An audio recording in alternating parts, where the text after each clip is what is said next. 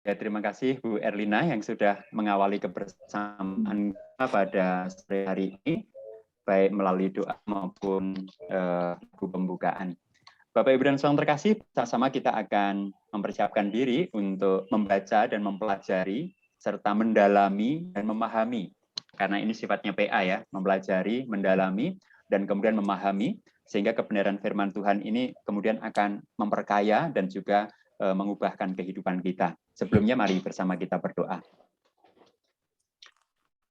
Inilah kami Bapak anak-anak-Mu yang terhimpun di wilayah satu. Kami mengucap syukur dan berterima kasih jika sampai hari ini kami terus merasakan kasih dan anugerah-Mu menyertai setiap langkah kehidupan kami.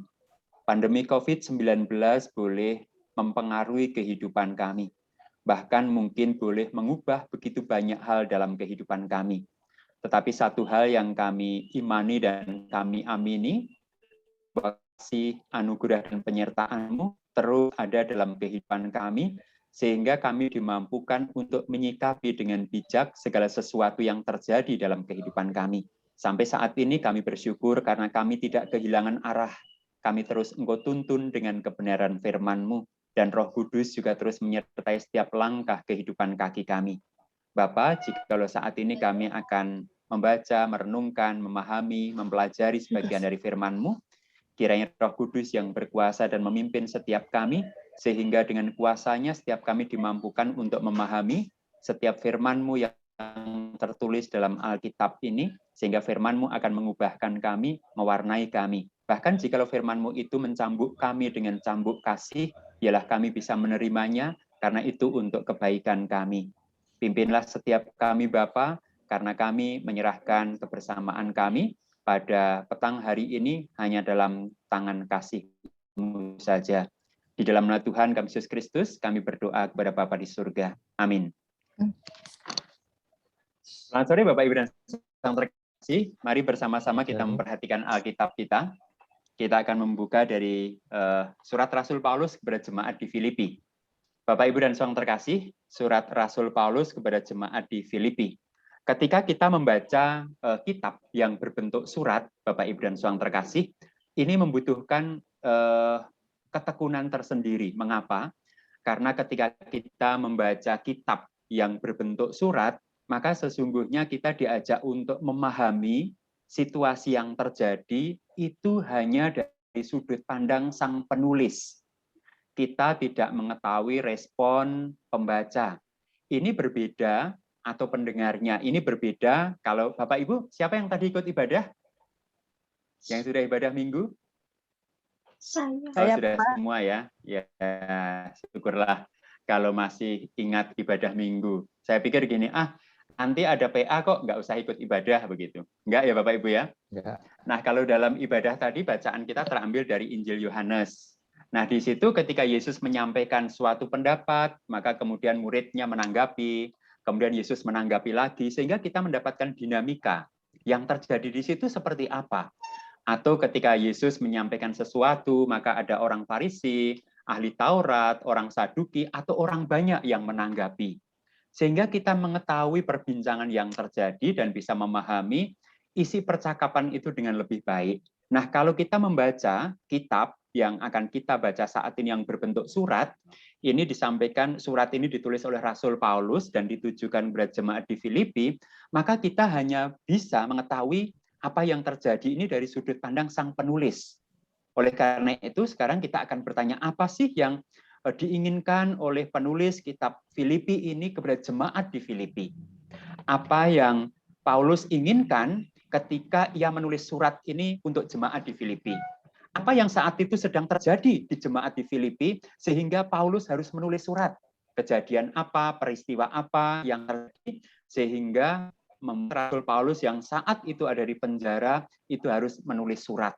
Dengan begitu Bapak Ibu dan Saudara terkasih, maka kemudian baru kita bisa mengetahui sedikit banyak. Oleh karena itu memang kita harus membacanya secara teliti ya, teliti, memperhatikan bagian demi bagian, sehingga kita tidak hanya mengetahui apa yang terjadi pada saat itu di tengah-tengah jemaat di Filipi, tetapi pada akhirnya kita nanti juga bisa mengambil apa yang bisa kita berlakukan dalam kehidupan kita. Kita memahami, kita menggali, tetapi kemudian setelah kita mendapatkannya, kita bisa mengaplikasikannya dalam kehidupan kita. Apalah artinya sebuah permata yang indah dari yang namanya kebenaran firman Tuhan, kalau itu tidak bisa memperindah hidup kita. Siapa yang sudah memakai perhiasan saat ini, Bapak Ibu? Memakai kalung, begitu? Atau memakai anting, begitu? Kalau sudah memakai itu, kira-kira ketika Bapak Ibu bercermin di depan cermin gitu, merasa yakin nggak bahwa benda yang kita pakai itu membuat kita merasa lebih cantik atau lebih tampan begitu? Atau saat ini bolehlah ditanya kepada pasangannya ya, kalau aku pakai ini kelihatannya bagaimana begitu? Kalau pasangannya bilang, kamu nggak pantas pakai itu.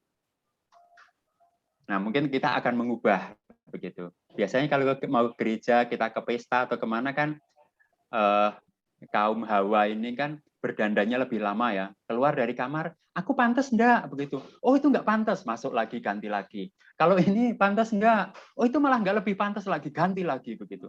Aku bingung mau pakai apa ini begitu. Nah, itu jarang dialami oleh kaum Adam ya, atau bapak-bapak.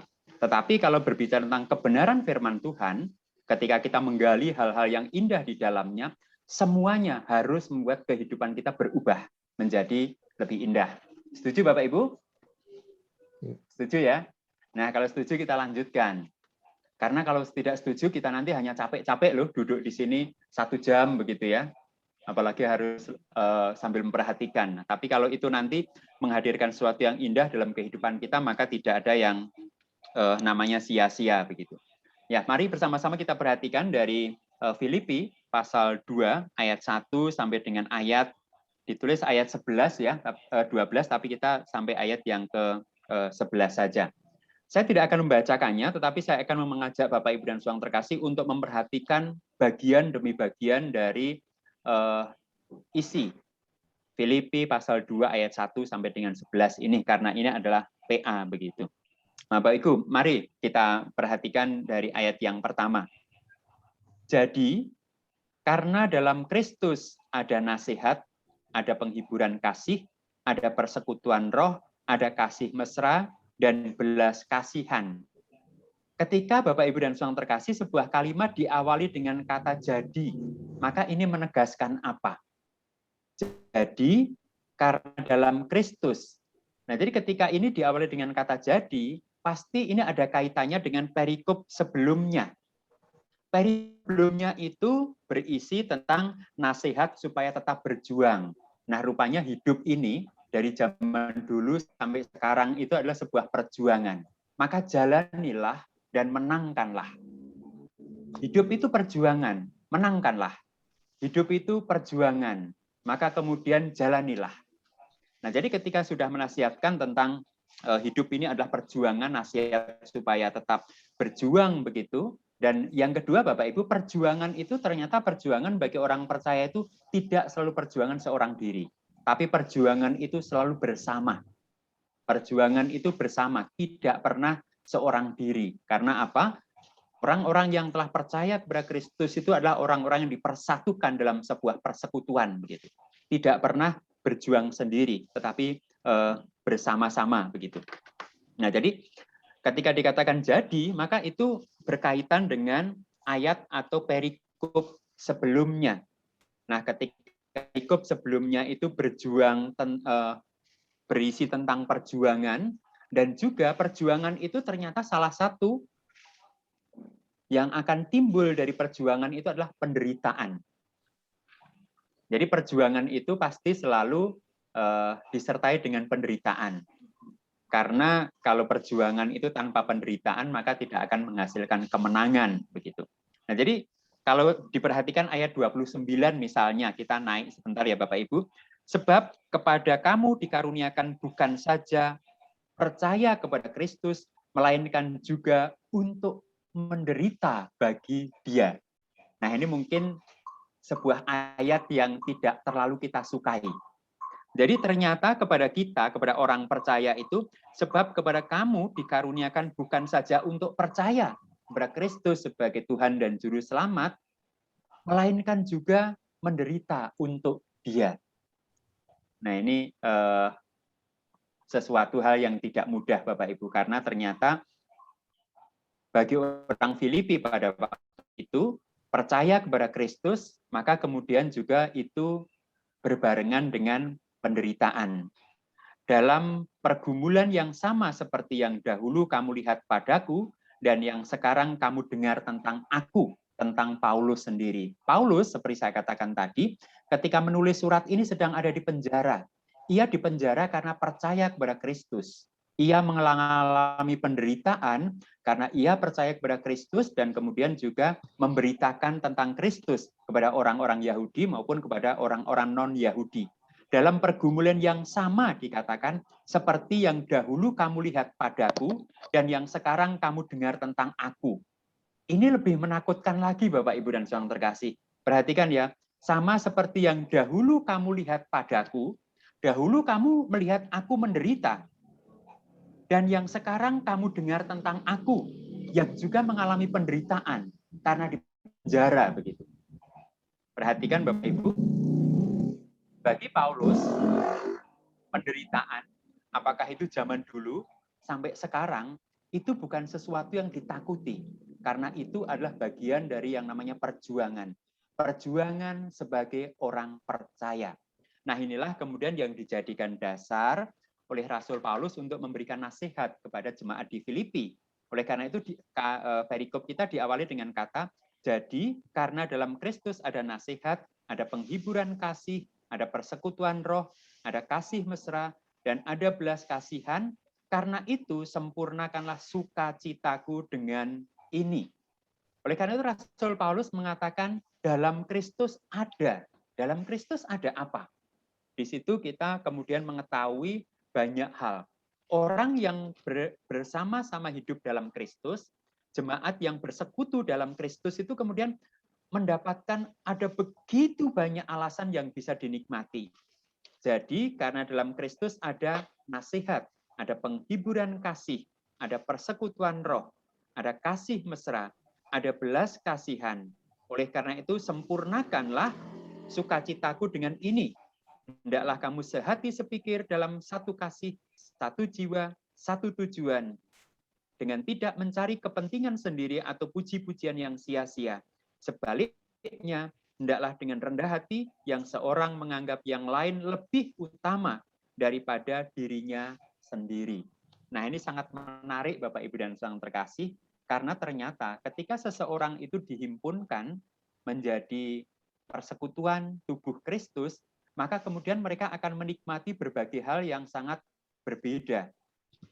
Mereka saling menasehati, saling melakukan penghiburan, kemudian juga bersekutu dalam roh, ada kasih mesra, dan juga ada belas kasihan.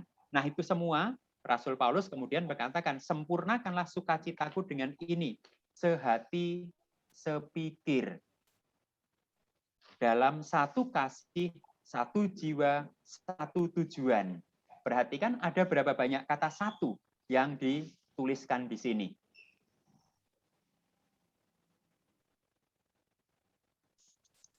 Di dalam ayat 3 itu Bapak Ibu, dan dalam ayat 2 bagian terakhir ya, kata hendaklah kamu sehati sepikir dalam satu kasih, satu jiwa, satu tujuan, itu kita mendapatkan kata satu yang diulang-ulang dalam berbagai hal begitu. Nah, kemudian ini dikontraskan dengan ya, dimulai ayat 3, dengan tidak mencari kepentingan sendiri atau puji-pujian yang sia-sia. Sebaliknya, hendaklah dengan rendah hati yang seorang menganggap yang lain lebih utama daripada dirinya sendiri. Dan janganlah tiap-tiap orang hanya memperhatikan kepentingannya sendiri, tetapi kepentingan orang lain juga. Jadi kalau kita melihat pasal 2 ayat 1 sampai dengan 4 ini, ayat 1 dan 2 itu berisi hal-hal yang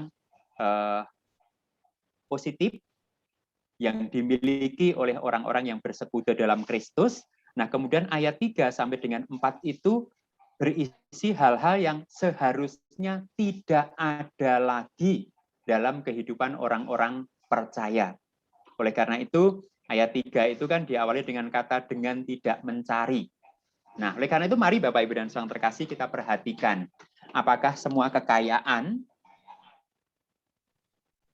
karena persekutuan dengan Kristus itu sudah ada dalam kehidupan kita, seperti ayat 1 dan 2. Apakah kemudian hal-hal yang memecah kesatuan itu sudah kita singkirkan dari kehidupan kita, ayat 3 dan 4. Kalau kita perhatikan Bapak Ibu dan Saudara terkasih, saat ini sebuah gereja sekalipun di Indonesia ini banyak sekali tidak bisa bersatu dan terpecah-pecah itu karena apa? Karena banyak pemimpin maupun jemaatnya itu mencari kepentingannya sendiri. Yang kedua, karena banyak pemimpin atau jemaatnya itu mencari puji-pujian untuk dirinya sendiri atau keuntungan dirinya sendiri. Yang ketiga adalah karena banyak pendeta atau jemaat atau pemimpin gereja yang seringkali hanya memikirkan dirinya sendiri, mementingkan dirinya sendiri, dan mengabaikan kepentingan orang lain. Bukankah itu juga yang terjadi, yang akan terjadi di sebuah keluarga ketika keluarga itu mengalami ketidakharmonisan? Kalau keluarga yang kita hidupi dianugerahkan Tuhan saat ini diwarnai oleh ayat 1 dan 2. Itu kan menjadi keluarga yang sangat indah. Nah, agar 1 dan 2 itu ada dan menjadi kekayaan dalam keluarga kita, bukankah kita harus berani menghilangkan apa yang ada dalam ayat 3 dan 4 yang dikatakan oleh Rasul Paulus dengan tidak mencari kepentingan sendiri, pujian yang sia-sia, begitu.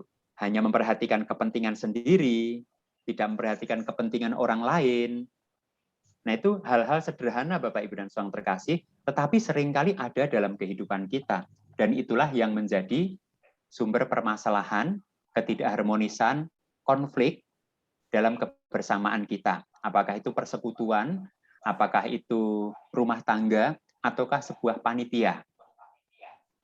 Wilayah 1 pernah menjadi panitia? Pernah, Pak. Menyenangkan atau tidak Bapak Ibu menjadi panitia itu? Seneng, Pak. Senang.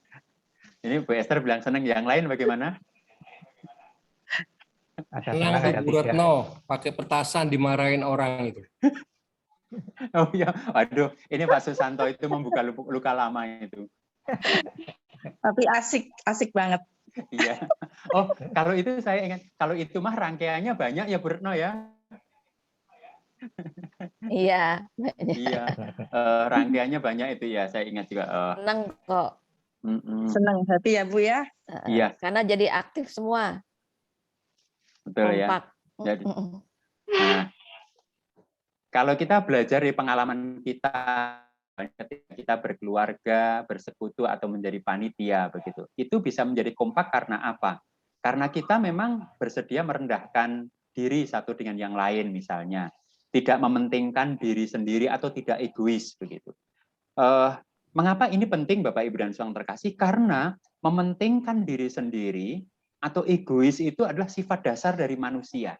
Bawaan. Itu nggak perlu sekolah, nggak perlu diajari, semuanya bisa terjadi cepat. Jadi egois itu bawaan, mementingkan diri sendiri itu bawaan. Walaupun di sekolah nggak diajari, di gereja nggak diajari, di rumah nggak diajari, itu adalah sebuah bibit yang besar. Hanya tinggal menunggu potensinya untuk atau situasinya untuk muncul, itu akan muncul begitu. Nah, oleh karena itu ini salah satu hal yang ditekankan oleh Rasul Paulus untuk dikendalikan, untuk diperhatikan. Jangan sampai itu muncul dan berkuasa dalam dirimu. Karena ketika itu berkuasa, maka sesungguhnya itu akan menjadi potensi yang merusak. Nah, oleh karena itu Bapak Ibu dan Saudara terkasih, ayat 3 dan 4 ini memang kemudian menjadi sebuah permintaan Rasul Paulus diawali dengan kata dengan tidak mencari kepentingan. Sebaliknya, tidak mencari ini, tetapi sebaliknya seharusnya mencari ini, begitu. Mencari yang sebaliknya, begitu. Ini yang datang dengan pasangannya. Siapa yang pernah bertengkar karena masing-masing ngeyel dengan kepentingannya sendiri? Ada yang pernah bertengkar karena masing-masing mempertahankan egonya atau kepentingannya? Pernah, Pak. Pernah. Wah, ini yang jawab Bu Esther sama Pak Susanto ini paling sungkan ya, karena mereka kan paling sepuh, jadi pengalamannya paling banyak begitu ya. Kita akan tanya yang paling muda, yang paling ngeyel begitu. Yang paling muda Ferrari udah siapa ya? ketawa-ketawa itu. Oke, ini Bang Ferrari dan istri pernah nggak bertengkar karena masing-masing ngeyel, egois atau mementingkan kepentingannya sendiri begitu? Kayaknya nggak pernah, Pak. Oh, nggak pernah ya? Karena istri saya ini ngalahan orangnya. Oh ya ampun. Jadi sayanya yang lebih egois. Kalau istri saya ini ngalahan. Jadi tadi kan berdua maksudnya kan Iya, ya, Pak iya, ya. iya. Nah, ini karena sayanya istrinya yang lebih rendah hati, jadi nggak pernah, Pak, sepertinya. Oh. Ini kalau menurut saya, nggak tahu istri saya ya. Oke, Bu. Ini seperti itu. Ibu ngalah karena memang ngalah atau karena takut? Kayaknya takut nggak sih? Nggak sih, cuman memang karakternya begitu, Pak. Oh, Tri. iya. Atau gini, yang kedua, atau terpaksa? Ah, nggak tahu. Terpaksa nggak kamu? Pasti kalau bertengkar pernah, Pak Tri. Iya. Cuma memang standar bertengkar kami berbeda antara saya sama dia, Pak Tri. Oh, begitu ya. Oh, berarti yang paling sering ngalah Ibu ya? Ya, ini. Meskipun saya yang salah, saya yang lebih marah biasanya. Oh. Jadi ini lebih kaleman, Pak. Waduh, ini nanti perlu ada PA ibu-ibu ini ya. Aduh. Ya, kita bayangkan seandainya Pak Ferrari punya karakter seperti itu, terus kemudian istri punya karakter yang sama begitu. Saya nggak tahu bagaimana, apakah pengurus ini akan sering datang ke rumahnya begitu ya. Dan suatu saat juga pendeta diundang begitu ya, bahkan oleh tetangga ya. Tetapi karena kemudian ada pribadi bersedia mengalah, kemudian tidak mencari kepentingan sendiri, maka itu kemudian tercipta sebuah situasi yang berbeda. Tetapi Bapak Ibu dan Saudara terkasih, tentu ketika Rasul Paulus menasihatkan ini bukan hanya satu orang yang dinasihati, tetapi semuanya. Di sini dikatakan begini, dengan tidak mencari kepentingan sendiri atau pujian sia-sia, sebaliknya hendaklah rendah hati yang seorang menganggap yang lain lebih utama daripada dirinya sendiri. Yang lain menganggap lebih utama itu artinya saling. Saling di sini artinya ketika semua itu saling memberikan penghormatan, maka tidak ada yang tidak dihormati. Ketika saling menghargai, maka tidak ada yang tidak dihargai. Ketika saling mendengar, maka tidak ada yang tidak didengar. Maka kemudian di situ tercipta sebuah kehidupan yang serasi atau harmonis. Itulah yang dikehendaki oleh Rasul Paulus. Jadi Bapak Ibu dan Saudara terkasih, ayat 3 dan 4 ini sebenarnya proses melepaskan. Melepaskan sesuatu dengan sadar dari dalam diri kita untuk mencapai suatu tujuan yang lebih besar. Jadi jangan berbicara tentang dirimu sendiri, tetapi berbicaralah tentang sesuatu yang lebih besar, yaitu apa? Kebersamaan. Apakah itu namanya keluarga, apakah itu namanya persekutuan, apakah itu yang namanya panitia, apakah itu yang namanya gereja, apakah itu yang namanya masyarakat atau negara.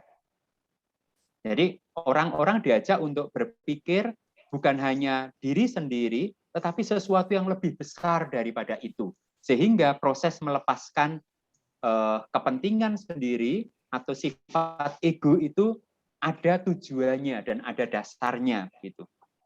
Nah, oleh karena itu sebelum kita masuk ayat kelima, Bapak Ibu dan Saudara terkasih, apa sih kesulitan utama bagi kita untuk misalnya tidak mementingkan diri sendiri?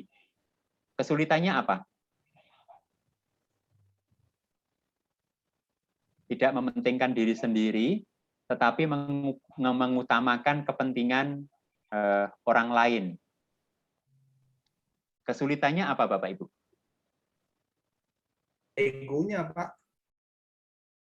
Egonya. Iya. Ada lagi?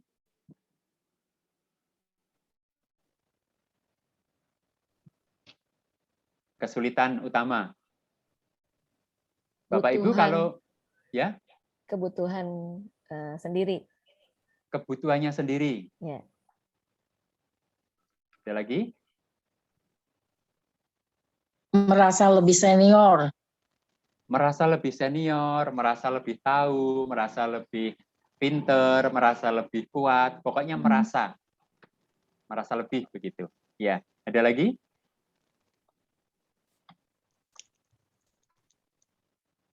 Sebenarnya ketika kita bertanya ini kita melihat pengalaman kita saja. Mengapa seringkali sulit bagi kita untuk merendahkan diri atau mengalah begitu.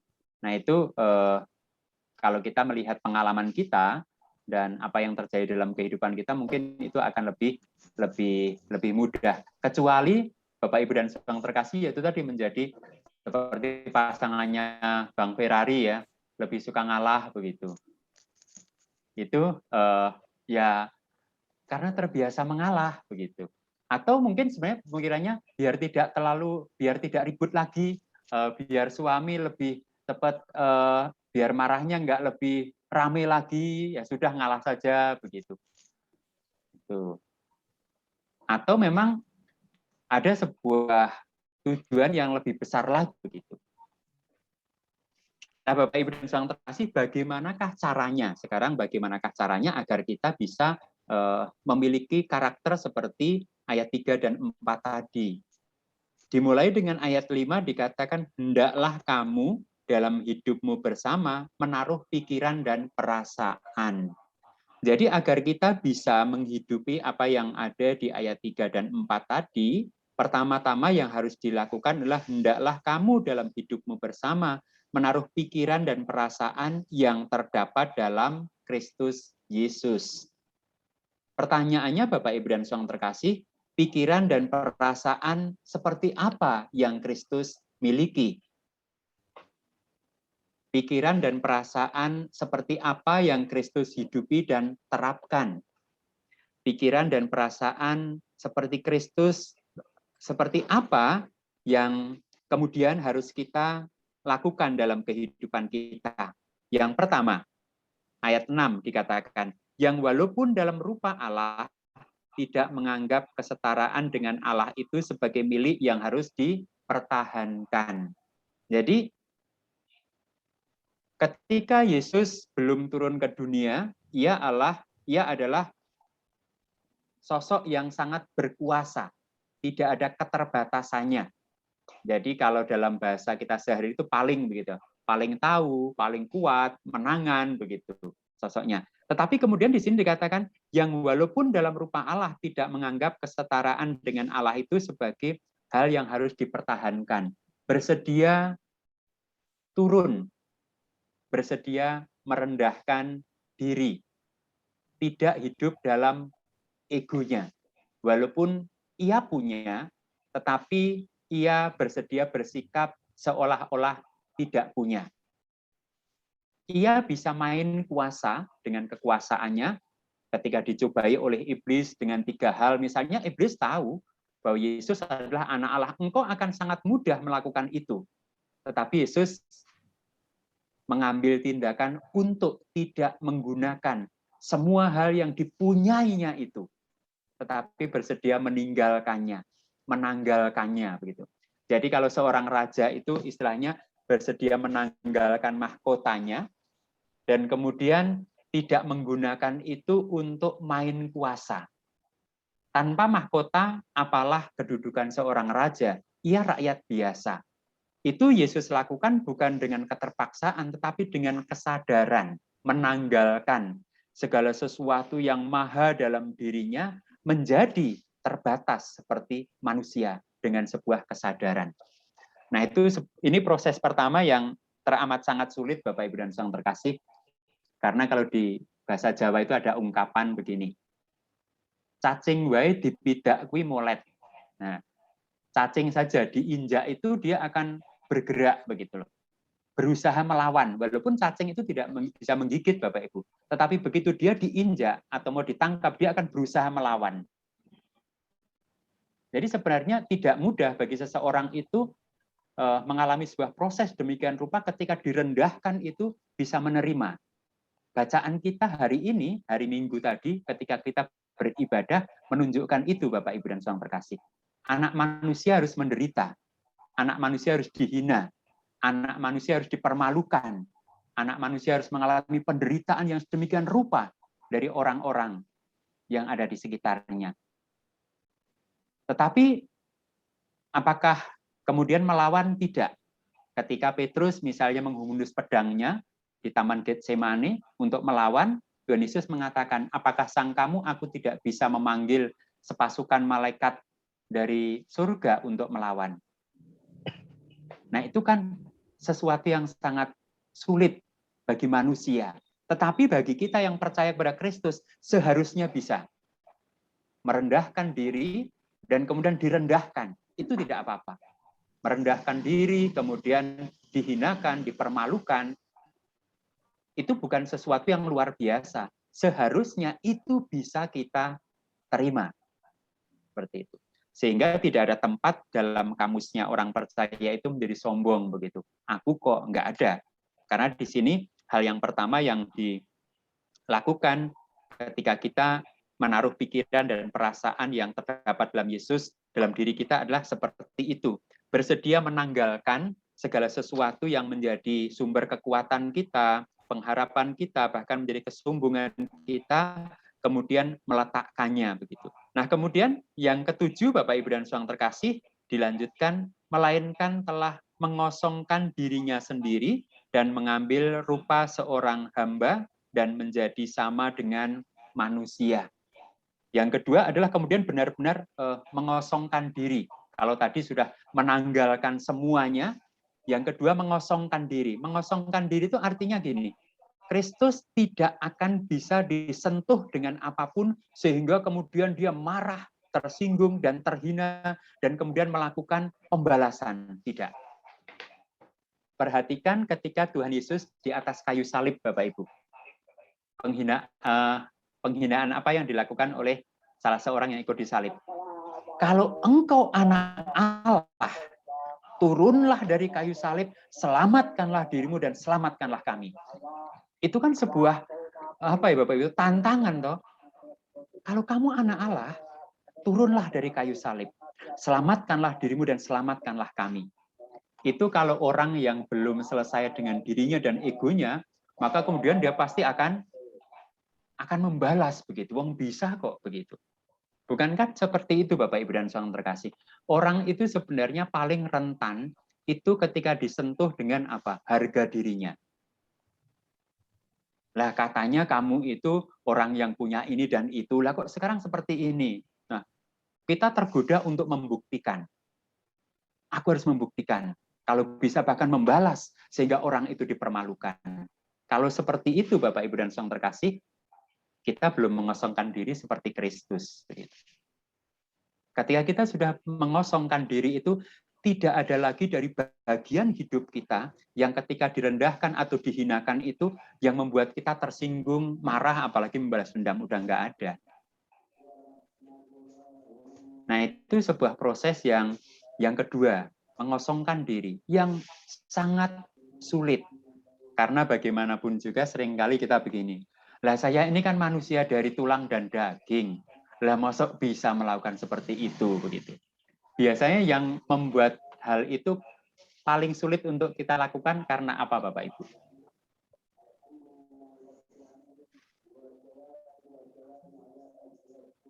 Jadi apa yang seringkali membuat kita sangat sulit untuk menahan diri kita ketika menghadapi kayak semacam penghinaan begitu. Kalau yang lain tidak apa-apa, tetapi untuk bagian ini aku tidak bisa menerima. Harga diri, Pak. Ada yang harga diri. Apalagi Bapak Ibu. Nek aku dihina nggak apa-apa, tapi jangan pernah menghina pasanganku misalnya. Nggak apa-apa, kamu menghina aku, tapi jangan pernah bawa-bawa anakku misalnya. Selalu di dalam diri kita itu ada bagian-bagian yang sulit untuk dikosongkan.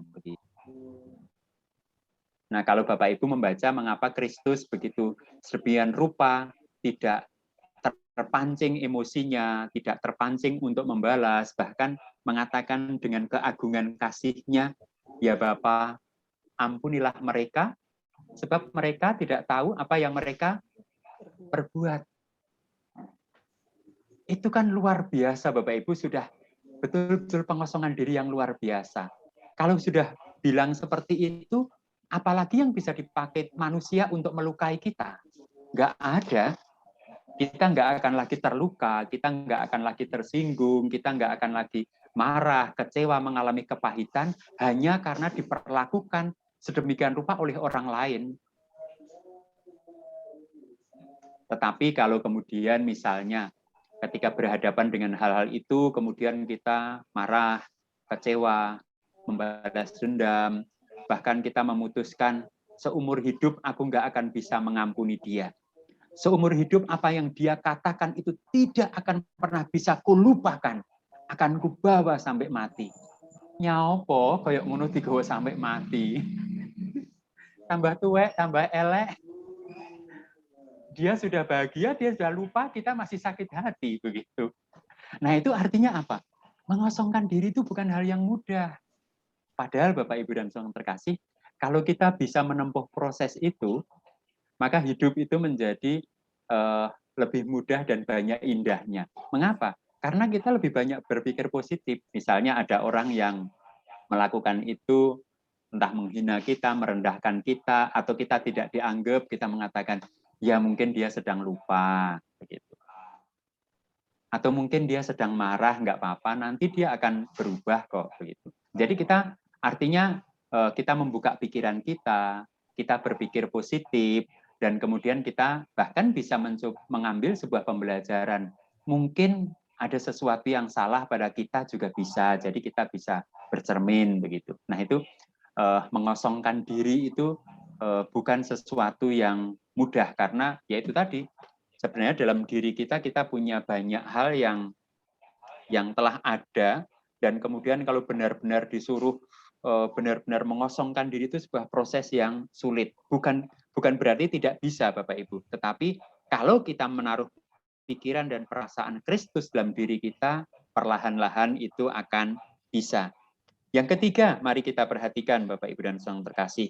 Dan dalam kesadaran sebagai manusia, ia telah merendahkan dirinya dan taat sampai mati, bahkan mati di kayu salib.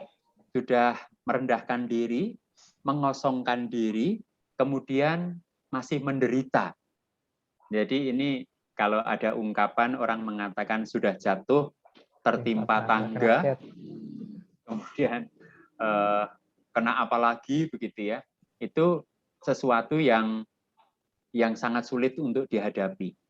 Tetapi ternyata ini dihadapi oleh Kristus, dihidupi, maksudnya dihidupi oleh Kristus begitu.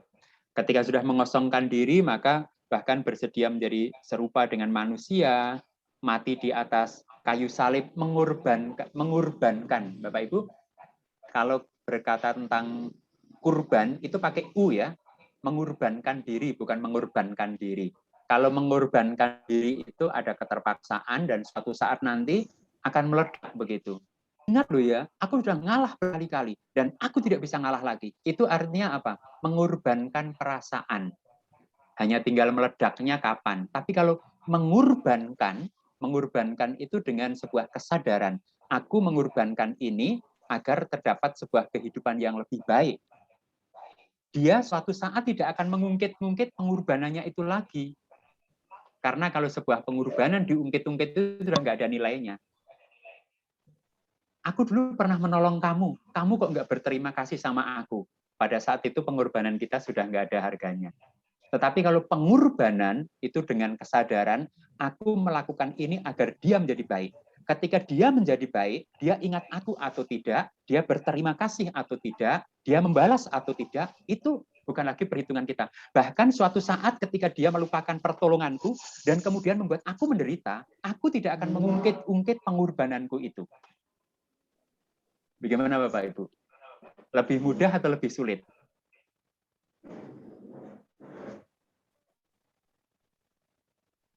Lebih sulit ya. Jadi, tapi justru itulah yang seringkali membuat hidup kita itu menderita dan sulit. Misalnya dalam relasi dengan anak. Ketika kita membesarkan anak kita dengan sekolah, dengan berbagai hal, dan suatu saat anak kita ini menurut kita tidak bisa membalas budi. Walaupun Bapak Ibu namanya nggak ada yang budi ya. Budi itu nggak tahu apa-apa, tapi seringkali dibalas begitu, membalas budi begitu. Nah, kemudian sebagai orang tua akan mengatakan demikian. Kamu itu sebagai anak kok nggak tahu diri. Sudah tak besarkan, tak sekolahkan, tak modali, tak ini. Lah kok sekarang nggak ngerti sama orang tua. Itulah yang sering kali membuat banyak orang tua mengalami penderitaan. Bahkan bisa jadi hidup di masa tuanya dan meninggalnya dalam kekecewaan. Mengapa? Karena dia mengharapkan bahwa apa yang dia lakukan itu kemudian akan mendatangkan sebuah pembalasan. Nah ini pembalasannya malah sebaliknya begitu. Nah inilah yang ingin Kristus ajak dan lepaskan. Kalau engkau melakukan segala sesuatu, mengorbankan diri, maka jangan pernah engkau mengharapkan untuk mendapatkan balasan, pujian, disanjung, dihargai, diapresiasi, ditempatkan sebagai orang yang berjasa. Karena kalau kita menginginkan mengejar itu, maka sebenarnya proses mengosongkan diri, proses merendahkan diri itu tidak ada. Artinya apa Bapak Ibu dan Saudara terkasih? Ada satu kata yang perlu kita perhatikan di situ, dan taat sampai mati, bahkan mati di kayu salib, taat. Jadi semua proses itu dilakukan sebagai tanda ketaatan. Taat kepada siapa? Taat kepada Allah. Oh rupanya ini yang dikehendaki Allah dalam hidupku. Oh ini tujuan Allah menciptakan aku bertemu dengan orang-orang ini. Oh ini tujuan Allah ketika menghadirkan aku di sini. Jadi kemudian kita menghidupi taat. Ketaatan kepada Allah. Pernah enggak Bapak Ibu dan Saudara terkasih mendengar Kristus menyesal karena berlaku taat kepada Allah? Tidak pernah. Bahkan salah satu pergulatan atau pergumulan yang dihadapinya di Taman Getsemane, Kristus pernah mengatakan, ya Bapa, jikalau mungkin biarlah cawan ini lalu, tapi kehendakmu yang terjadi, bukan kehendakku. Nah itu adalah proses bagaimana kemudian ketaatan itu mengambil alih. Ada sebuah keinginan untuk. Nah, Bapak Ibu, saya tadi baru mengikuti sebuah pembinaan ya yang diadakan GKI Bunsa. Seringkali Bapak Ibu dan Saudara terkasih ketika kita marah, ketika kita tersinggung, ketika kita kecewa, itu kan seringkali kita mengungkapkan kata-kata yang menurut apa yang ada di hati kita ya. Pernah? Kata, entah melalui entah melalui surat begitu. Nah, ternyata kata-kata yang sekali kita ungkapkan dalam kondisi marah, kecewa, ataupun sedih itu kan justru tidak membangun ya. Nah, caranya bagaimana? Ketika engkau sedang marah, kecewa, berat itu, tulis saja apa yang ingin engkau katakan itu. Tetapi setelah itu, hapus lagi. Jangan sampai disampaikan begitu. Sampaikanlah segala sesuatu itu ketika engkau sudah bisa berpikir dengan tenang begitu. Nah itu hasilnya akan lebih baik begitu. Nah disinilah salah satunya Bapak Ibu dan Saudara terkasih, karakter Kristus adalah ketika kita memiliki ketaatan total tanpa koma dalam kehidupan kita kepada Allah. Maka penderitaan, pergumulan, apakah itu disebabkan oleh karena orang-orang yang berlaku kepada kita atau kalau karena sesuatu kita tidak lagi punya tempat di hati kita untuk kecewa, untuk membalas dendam, atau untuk kecuali satu. Apa tujuan Tuhan menghadirkan atau mengizinkan ini dalam hidup saya?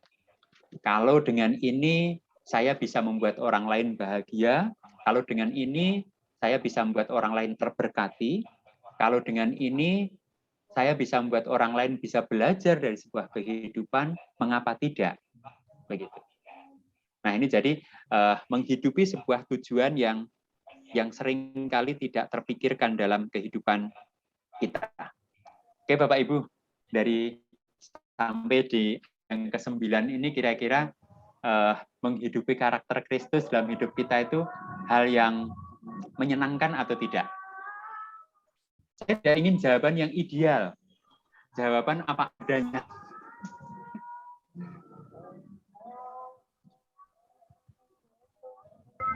Tidak, Patri. Tidak. Ya. Alasannya apa, Pak Sadarma? Contoh kecilnya aja, Pak. Ya. Berapa kali kita merasa sebagai manusia, misalnya di tempat antrian lah, Pak. Misalnya kita di restoran, sudah memesan duluan, tapi justru yang diselesaikan pesanan antrian yang di belakang. Kadang kita merasa tersinggung. Itu contoh kecil, Pak.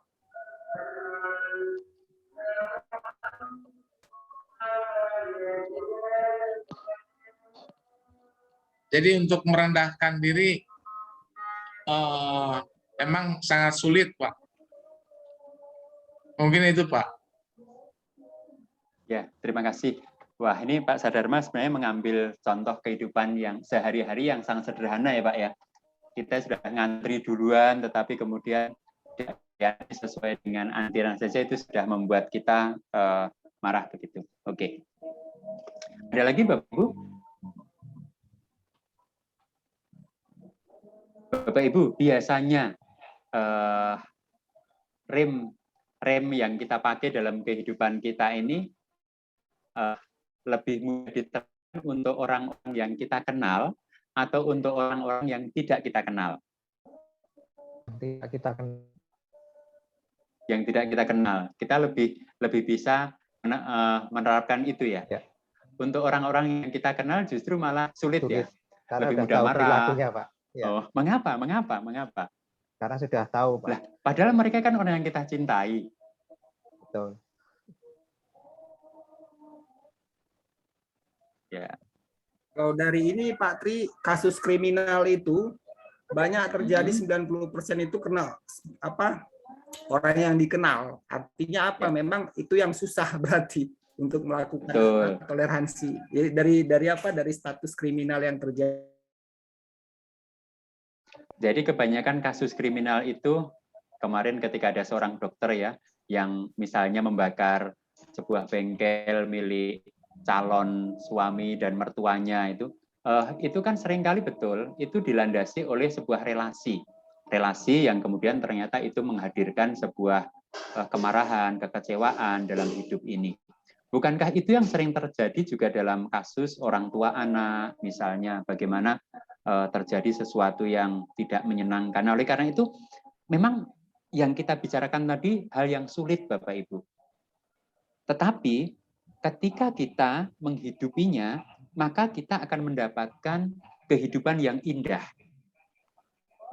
Artinya kita diperhadapkan dengan, oke, ini sesuatu yang sulit, tetapi ketika kita menghidupinya, sebenarnya kita akan mendapatkan sebuah kehidupan yang indah. Tetapi ketika kita memang merasa itu sulit dan kemudian tidak bisa menghidupinya, maka tidak akan pernah ada yang namanya perubahan dalam kehidupan kita. Seperti saya katakan tadi, misalnya saat kita kecewa, sakit hati, atau mengalami kepahitan. Sebenarnya yang paling rugi siapa?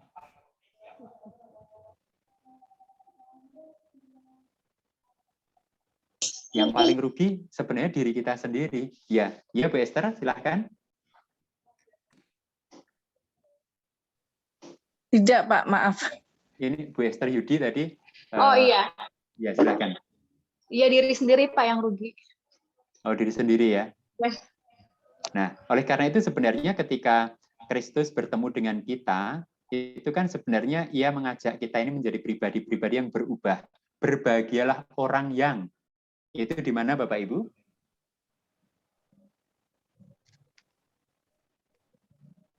Di Injil Matius, khotbah di bukit. Nah, itu ketika kita melihat kembali ya, kita flashback sedikit ke belakang, saya hanya melihat begini. Berbahagialah orang yang miskin di hadapan Allah, karena merekalah yang mempunyai kerajaan surga. Berbahagialah orang yang berduka cita, karena mereka akan dihibur. Berbahagialah orang yang lemah lembut, karena mereka akan memiliki bumi. Berbahagialah orang yang lapar dan haus akan kebenaran, karena mereka akan dipuaskan. Berbahagialah orang yang murah hatinya, karena mereka akan beroleh kemurahan.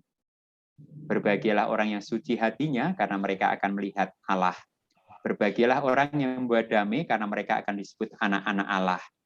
Berbahagialah orang yang dianiaya oleh sebab kebenaran, karena merekalah yang empunya kerajaan surga. Berbahagialah kamu, jika karena aku, kamu dicela dan dianiaya, dan kepadamu difitnahkan segala yang jahat. Jadi sebenarnya Bapak Ibu dan Saudara terkasih, ketika karakter Kristus ini kita pelajari dan kemudian coba kita terapkan dalam diri kita, sebenarnya ini untuk membawa kita menjalani kehidupan itu dengan lebih, bukan sekedar lebih baik, tetapi lebih benar. Sehingga kita lebih bisa menikmati hal-hal yang Kristus karuniakan dalam kehidupan kita. Misalnya, kebersamaan dengan pasangan, kebersamaan dengan keluarga, dengan anak-anak. Karena apa? Karena di situ kita mencoba melihat dan memahami setiap perbedaan, bahkan setiap kelemahan, itu bukan sebagai sesuatu yang membuat kita itu harus menjadi orang yang kayak gagal atau menderita begitu. Tetapi di situ sebenarnya kita diajak untuk berproses untuk melihat segala sesuatu itu dengan lebih teliti lagi. Nah, oleh karena itu, mari sekarang kita melihat hal yang menghadirkan kesukacitaan. Dimulai dari ayat yang ke-9. Apa yang kita baca di situ, Bapak Ibu dan Saudara terkasih, ayat yang ke-9 diawali dengan apa? Itulah sebabnya. Itulah sebabnya itu sebagai hasil, sebagai akibat. Kalau kita bersedia menempuh hidup, memiliki karakter seperti yang Kristus miliki itu, maka sebagaimana Kristus mendapatkan ini, kita pun sebenarnya juga akan menikmati itu. Ayat 9, itulah sebabnya Allah sangat meninggikan dia dan mengaruniakan kepadanya nama di atas segala nama. Ketika Kristus merendahkan diri, maka kemudian Allah justru meninggikannya. Jadi sebenarnya ketika orang itu bersedia merendahkan diri, apalagi ketika dengan kesadaran merendahkan diri itu membutuhkan sebuah proses penyangkalan diri, mengosongkan diri, maka justru dia akan menjadi orang yang dihargai. Allah akan menjadikan orang itu sebagai orang yang dihargai atau ditinggikan. Yang ayat 10, supaya dalam nama Yesus bertekuk lutut segala yang ada di bawah, yang ada di langit dan yang ada di atas bumi dan yang ada di bawah bumi. Ketika nama Yesus itu dikumandangkan Bapak Ibu dan Saudara terkasih, maka ini kemudian menjadi sebuah nama yang harum, yang indah. Bukankah demikian juga setiap kita ketika kita bersedia menjalani proses-proses seperti itu, ngalah, tidak membalas, menempatkan apa yang dialami Kristus itu dalam kehidupan kita, maka orang akan mengenang kita sebagai apa? Sebagai gajah yang meninggalkan gading, sesuatu yang baik. Harimau meninggalkan belang, iya no. Gajah meninggalkan gading, manusia meninggalkan apa Bapak Ibu? Nama baik. Nah, nama baik itu ternyata bisa kita dapatkan ketika kita bersedia hidup dan mengenakan karakter Kristus dalam kehidupan kita. Apa yang kita lepaskan di dunia ini justru akan kita dapatkan. Nah, ini berkaitan dengan bacaan kita tadi ya. Ada satu bagian yang menarik bagi saya dan kemudian itu saya garis bawahi begitu. Markus pasal 8 ayat 36. Apa gunanya seseorang memperoleh seluruh dunia tetapi ia kehilangan nyawanya?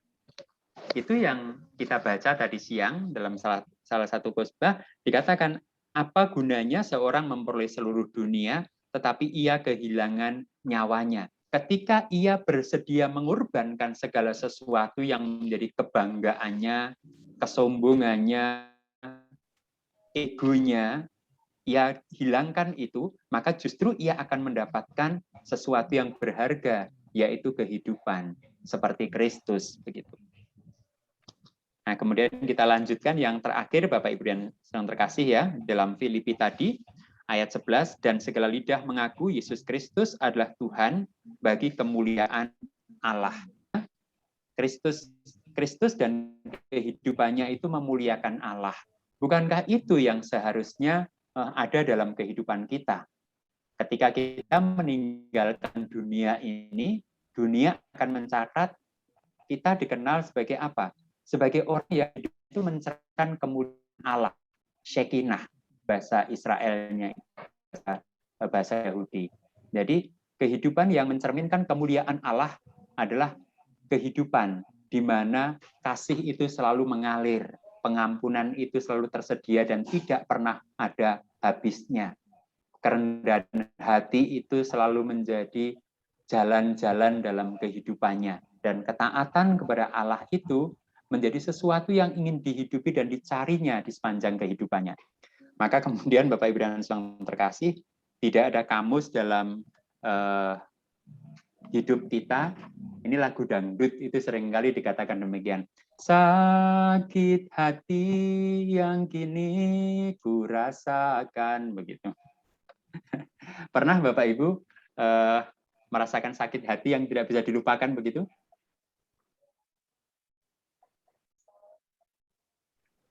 Kalau pernah nggak apa-apa, artinya kita masih manusia. Artinya apa?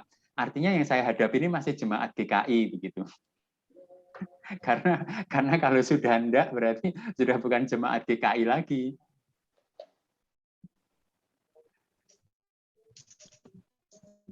Nah, tapi itu sebuah proses begitu.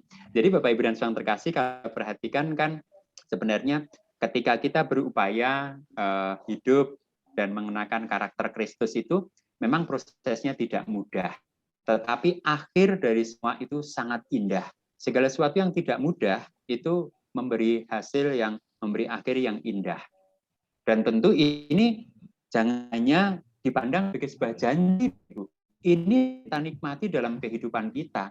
Karena apa? Karena segala sesuatu yang indah dari kebenaran firman Tuhan itu harus sudah mulai kita rasakan dan kita rayakan dalam kehidupan kita. Misalnya, indahnya mengampuni atau melepaskan kepahitan. Itu sudah harus mulai kita rasakan dan kita pancarkan dari hidup kita. Karena kalau enggak begitu, maka sebenarnya proses itu belum berjalan begitu. Oke, Bapak Ibu, saya sudah banyak bercakap-cakap. Silahkan sekarang giliran Bapak Ibu dan Saudara terkasih untuk menanggapi. Mengurangi boleh, bertanya boleh, nambahi boleh. Silakan. Mungkin bertanya Pak. Oh iya, silakan Pak Rus. Mungkin untuk trik atau cara mengkosongkan diri, Pak. Oh iya, ini pasti ini pertanyaan yang praktis. Bagaimana sih trik mengosongkan diri yang paling mudah begitu? Nah, ternyata triknya itu mengosongkan diri yang paling mudah nggak ada, Pak. Karena sebenarnya mengosongkan diri itu proses seumur hidup ya, proses seumur hidup. Tetapi kalau kita melihat di sini kan pertama-tama kan harus menyadari siapa diri kita. Menyadari siapa diri kita itu kemudian mengakui segala sesuatu yang berhubungan dengan konsep diri aku ini siapa begitu. Nah, yang kedua adalah melihat hal-hal apa yang seringkali membuat aku tersinggung atau marah. Jadi konsep diri itu aku adalah ini, terus kemudian kita, oh ini hal-hal yang seringkali membuat saya tersinggung, marah begitu. Yang ketiga itu ketika kita melihat itu hal-hal apa yang kita banggakan dalam kehidupan kita. Yang ketika itu diambil atau hilang, maka kemudian kita mengatakan aku tidak bisa melanjutkan hidup lagi, misalnya.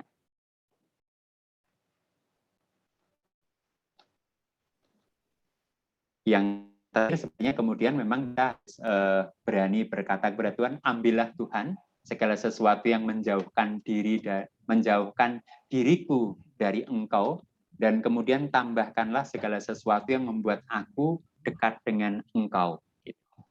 Nah itu hal-hal yang walaupun itu hanya 4, Pak Rus, tapi ketika kita membaca proses dalam kehidupan kita tidak mudah.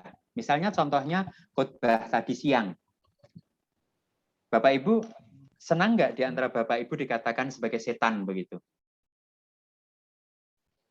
Kamu itu kok kayak setan begitu? Senang nggak dikatakan seperti itu? Dalam bacaan kita hari ini ada nggak murid Yesus yang dikatakan seperti setan? Ada nggak? Nah, katanya tadi Bapak Ibu ibadah semua. Dalam bacaan di kitab Markus kan dikatakan, enyahlah setan. Itu ditujukan kepada siapa? Kepada Petrus. Nah, itu menarik untuk kita perhatikan. Jadi salah satu hal yang kemudian saya ingat ya, proses mengosongkan diri itu begitu. Pasal 8 ayat 33 saya bacakan. Ini bahan khotbah tadi pagi. Maka berpalinglah Yesus dan sambil memandang murid-muridnya, ia memarahi Petrus, katanya, enyahlah iblis, sebab engkau bukan memikirkan apa yang dipikirkan Allah, melainkan apa yang dipikirkan manusia. Nah, ini salah satu hal yang Pak Rus tanyakan tadi.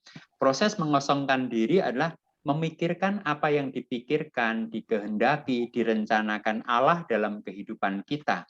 Bukan memikirkan, merencanakan, dan ingin mewujudkan apa yang ingin kita wujudkan dalam kehidupan kita. Misalnya, kita punya rencana untuk anak-anak kita. Wah, anak saya akan kuliah di sini, akan bekerja ini. Ternyata itu tidak terwujud. Dan kemudian kita marah begitu. Kita kecewa. Maka sebenarnya saat itu jauh dari hidup kita perkataan mengosongkan diri itu. Tetapi kalau kita dalam proses mengosongkan diri itu, kemudian kita bisa melihat Tuhan pasti punya rencana. Ketika Tuhan mengatakan tidak kepada keinginan saya, rencana saya, tetapi justru meletakkan anak saya di sini. Atau kemudian gini, apa rencana Tuhan untuk anak saya dan keluarga ya? Kok anak saya ditempatkan di sini begitu. Nah, itu artinya proses mengosongkan diri itu berjalan dengan baik. Ada banyak hal dalam hidup ini, Bapak Ibu dan Saudara terkasih, yang seringkali tidak bisa kita terima. Ketika itu terjadi, maka proses mengosongkan diri itu tidak terjadi dengan baik dalam kehidupan kita. Tetapi ketika, ya itu tadi, ya Bapak, jikalau mungkin biarlah cawan ini lalu daripadaku.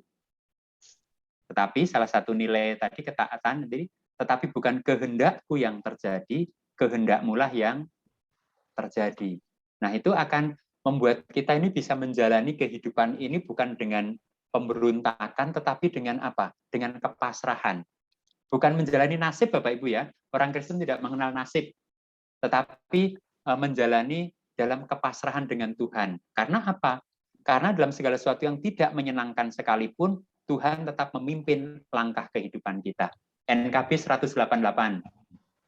Tiap langkahku diatur oleh Tuhan. Sebenarnya itu lebih ke arah ketika Tuhan Yesus mengatakan nyahlah iblis, itu bukan berarti Tuhan Yesus mengatakan Petrus itu seperti iblis, tidak.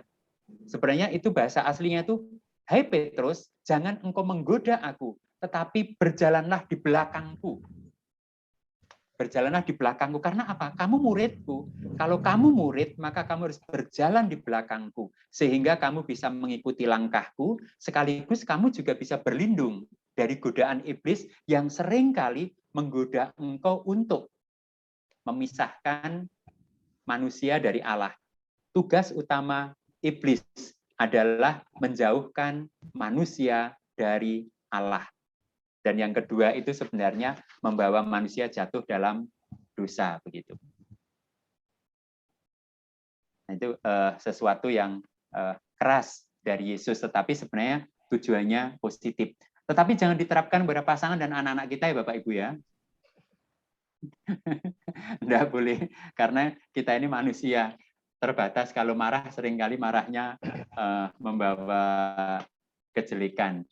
Kalau Tuhan marah itu tujuannya sebenarnya untuk membawa kepada sebuah kebaikan. Begitu. Ya, terima kasih Pak Prasojo. Sebenarnya lebih enak dipanggil Pak Prasojo loh Pak. Lebih meaningful namanya itu. Gitu Pak ya? Iya. Semakin sepuh nanti dipanggil Pak Prasojo saja. Biar tidak ada kepalsuan. Prasojo itu kan nggak ada kepalsuan. Iya, Pak. Apa adanya, Pak. Ya, apa adanya. Keluarkan aja semua, Pak. Nggak apa-apa. Iya. Asal unek-uneknya jangan. Oke, terima kasih. Silahkan Bapak Ibu. Mohon izin bertanya, Pak. Iya, silahkan Ibu Erlina. Tadi Bapak katakan bahwa mementingkan diri sendiri itu adalah suatu bawaan. Berarti nggak bisa hilang sama sekali ya, Pak? Iya. Silahkan. Bagaimana caranya meminimalisir itu, Pak? Supaya kita tidak, itu kan mementingkan di sini berarti egois ya, Pak? Iya. Egois. Ada nggak tip tersendiri atau cara meminimalisir supaya ego kita nggak terlalu gitu, Pak? Nggak terlalu. Ya, kalau ego itu sebenarnya bagian dari hidup kita yang tidak mungkin dihilangkan karena ego itu adalah diri kita. Tapi kalau egois itu adalah salah satu sifat yang tidak baik. Jadi yang harus kita kikis, kita hilangkan itu adalah sifat egois. Egois itu mementingkan diri sendiri. Nah, mementingkan diri sendiri itu sebenarnya karakter yang ada dalam setiap pribadi manusia. Kalau kita membaca dalam kisah-kisah Injil, para murid egois. Misalnya begini, Yohanes dan Yakobus, Tuhan, kalau Tuhan nanti berkuasa, izinkan kami duduk di sebelah kanan dan kiri Tuhan. Itu egois nggak Bapak Ibu? Egois. Egois. Itu bahkan itu kolusi, menggunakan kedekatan mereka dengan Tuhan sebagai sebuah kesempatan untuk memenuhi keinginan mereka. Tuhan, ingat loh ya, kalau Tuhan nanti sudah berkuasa, sudah bertahta menjadi raja, berikanlah kami kedudukan di sebelah kanan dan kiri. Sebelah kanan dan kiri itu orang yang dipercayai Bapak Ibu. Sebelah kanan dan kiri itu orang yang berkuasa setelah orang yang nomor 1 ini. Nah, jadi perhatikan. Jadi egois itu bahkan seringkali sangat dekat dengan orang-orang yang dekat dengan Tuhan. Oleh karena itu yang jelas harus dikendalikan. Cara mengendalikannya adalah, yaitu tadi, ketika kita tahu bahwa ini mementingkan diri sendiri, dan yang kedua akan mengabaikan orang lain, yang ketiga akan merugikan orang lain, maka kita harus mulai berani mengatakan tidak. Ada sebuah contoh yang sederhana. Suatu hari seorang ibu pulang dari bepergian dan melihat anaknya itu memegang 2 buah apel begitu. Ibu ini berkata kepada anaknya, sebenarnya agak sambil menggoda sih, wah kayaknya apelnya manis, boleh nggak mama minta 1? Nah anaknya itu kemudian, boleh dong ma, tapi sebentar ya. Kemudian anak itu menggigit apel yang 1. Wah ibunya sudah mulai kecewa ini, aduh kok digigit dulu ya. Nah terlebih lagi ketika anak ini juga menggigit apel yang 1 lagi, begitu loh, terus digigit lagi begitu. Nah kemudian ibu ini berkata, mengapa kalau engkau tadi mengatakan mau berbagi kepada ibu, kok kamu gigit dulu apelnya? Anak ini menjawab apa Bapak Ibu? Aku ingin tahu mana apel yang lebih manis, itulah yang akan kuberikan kepada ibu begitu. Nah jadi sang ibu tadi sudah apa ya? Sudah tergoda untuk melihat anaknya itu bersikap egois. Nah itu seringkali muncul.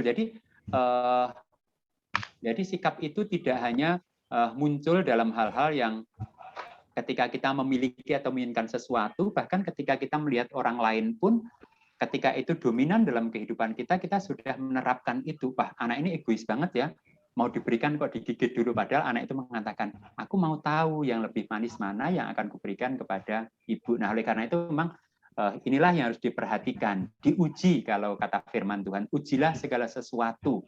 Nah, kalau itu baik, kembangkan, kalau itu tidak baik, maka kita harus mulai berani untuk mengikisnya.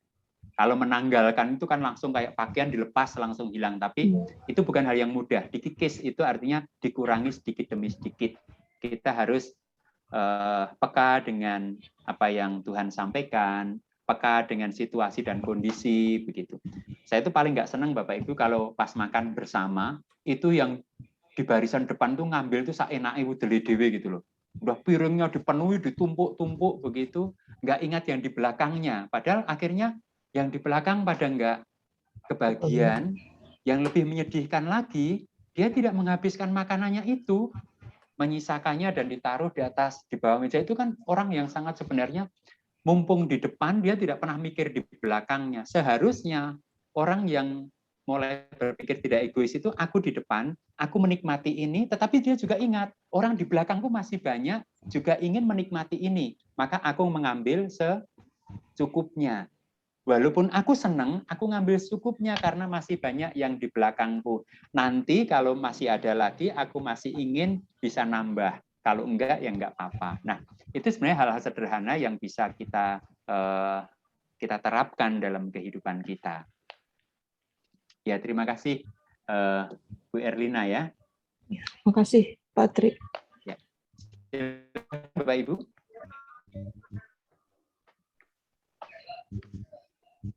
Kira-kira Bapak Ibu nanti setelah mengikuti ini mukanya lebih cerah atau lebih tua Bapak Ibu? Harus lebih cerah dong, Pak. Oh enggak. Lebih apa? Lebih bahagia atau lebih berseri atau lebih happy, terbebani, Pak? Begitu. Lebih happy. tertekan. Ada yang lebih tertekan. Jadi ya mau compare ini. Kalau tadi kan kita di kehidupan sehari-hari di tengah keluarga gitu ya. Nah ini kalau kebetulan karena saya acara pengusaha segala diusahain gitu. Di di bidang usaha juga atau pekerjaan, karena saya di bisnis juga, kadang memang sangat-sangat bertolak belakang ya, sulit sekali. Karena gini, di bisnis itu nyun sewu Pak Santo ya, mungkin lebih pengalaman di bisnisnya. Kita berhubungan dengan customer, kita juga punya supplier. Nah, ketika kita ditekan oleh customer, kita juga ke supplier juga akan begitu gitu ya keadaannya. Maksudnya supplier di sini yang support kita untuk mendukung semua pekerjaan kita. Tapi yang terjadi memang seperti itu, kalau kita misalnya mementingkan jangan mementingkan diri sendiri, kita juga memikirkan orang lain juga. Kalau di dunia bisnis kok sulit banget kayaknya gitu ya. Nah, itu yang kadang-kadang sering contohnya aja misalnya. Kalau dari customer saya dapat PO, kemudian di PO itu ada term of payment-nya gitu ya. Itu diminta harus ada term of payment-nya misalnya 1 bulan, 2 bulan, 3 bulan gitu. Sementara kita nggak bisa seperti itu kepada yang support kita gitu. Sementara kita juga pemenuhan PO-nya harus sesuai dengan time of delivery-nya gitu. Kadang-kadang itu yang bikin kita minta dicepetin gitu ya, delivery, payment-nya lama gitu. Kita jadi malah jadi uring-uring karena kita juga harus memperjuangkan supplier juga gitu ya. Nah itu yang sulit kalau di dunia bisnis. Kadang-kadang malah saya suka marah-marah kadang ya gitu ke customer. Ini gimana? Pengen cepat barangnya tapi pembayarannya lama gitu. Iya gitu. Iya. Dan sebetulnya juga dari inginnya sih tidak sering begitu, tapi aduh kenapa ya saya marah-marah gitu ya. Nanti juga sebetulnya jalan dengan sendirinya, tapi itu terus berulang gitu. Gimana tuh Pak? Iya Bapak Ibu, sebenarnya kan nilai kekristenan atau nilai yang diajarkan Kristus itu bukan hanya untuk bidang-bidang tertentu, tapi sebenarnya untuk semua bidang kehidupan begitu. Hanya memang prakteknya itu membutuhkan sebuah teknik tersendiri. Jadi kalau kemudian kita loko-loko menjalani orang Kristen yang polos di dunia bisnis begitu ya, pasti akan dilibas dan diinjak habis begitu ya. Hanya di sini yang diperlukan, iya, hanya yang diperlukan kan sebuah sikap bagaimana ketika kita misalnya marah, tetapi marahnya itu dengan cara yang berbeda. Ketika kita menghadapi situasi yang tidak pas, kita bisa menghadapinya dengan situasi yang tidak sama begitu. Jadi bagaimana menerapkan nilai-nilai itu dan kemudian kita sesuaikan dengan dunia yang kita hadapi. Dunia bisnis yang tentu berbeda dengan kita, dunia keluarga saja dengan saudara sudah sulit ya, apalagi ini dunia bisnis begitu. Apalagi nanti dengan hidup dengan orang-orang yang bersaingan dengan kita. Nah, bagaimanakah menghidupi itu begitu. Nah, itulah sebabnya sebenarnya oleh karena itu sebenarnya Injil itu memang harus diterapkan dalam semua bidang kehidupan kita. Artinya apa? Mewarnai kehidupan kita. Saya punya seorang teman yang sama-sama lulusan teologi begitu, tetapi kemudian setelah lulus karena punya berbagai pertimbangan, dia akan masuk UGM dan kemudian memang karirnya bagus karena dia kemudian menjadi manajer area di sebuah perusahaan multinasional, bahkan secara ekonomi dia sangat mapan dibandingkan kami begitu. Oleh karena itu seringkali kan menjadi sponsor dalam berbagai kegiatan begitu. Tetapi ketika suatu hari saya bertemu dengan teman ini di sebuah kota dan dia mengajak saya makan, mampir ke rumahnya begitu, ternyata itu dia menyampaikan pergulatan dan pergumulan bagaimana hidup di dunia kerja yang begitu keras begitu. Bahkan dia mengatakan begini, Mas Tri, saya kalau pagi sebelum berangkat ke kantor itu saya sudah membuat daftar siapa teman yang bisa dikadalin, siapa teman yang bisa diinjak, siapa agen nanti yang bisa diperas. Karena apa? Karena aku diberi target oleh perusahaan. Dan kalau target itu enggak terpenuhi, ya aku sendiri akan kehilangan banyak hal. Oleh karena itu kemudian aku akan menggunakan berbagai macam cara agar target itu tercapai begitu. Nah, ketika ngomong-ngomong begitu itu istrinya kemudian tiba-tiba masuk begitu dan mengatakan demikian. Itulah Mas Tri yang buat saya sedih. Saya dulu nikah dengan dia itu tak pikir dia itu lulusan teologi. Jadi hidupnya akan lebih baik, tapi kok ternyata sama saja begitu. Ayo Mas Tri sekarang khotbah sendiri di rumah begitu. Nah, akhirnya kami ngobrol-ngobrol begitu dan ya salah satunya adalah sebenarnya memenuhi target dari perusahaan itu enggak apa-apa.